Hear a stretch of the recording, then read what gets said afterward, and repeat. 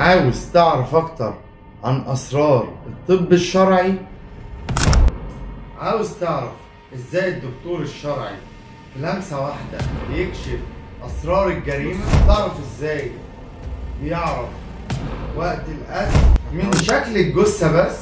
بيعرف ان كان مات من ساعتين ولا 6 ساعات ولا ان كان مات امبارح. والرصاصة وحدها بتحكي قصة دخلت منين وخرجت منين، ويعرف ان القاتل اذا كان قدامه ولا وراه. ولو وش الضحية هادي يبقى غالبا حد من اللي حواليه او حد معروف.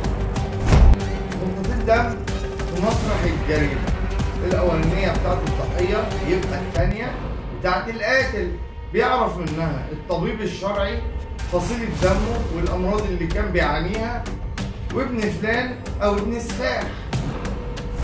وما تفكرش ان البصمة دي بصمة صباع بس، لا ده في كمان بصمة كف وبصمة عين وبصمة شفايف وبصمة صوت.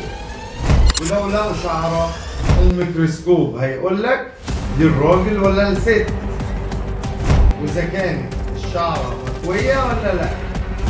عاوز تعرف اكتر عن اسرار الطب الشرعي؟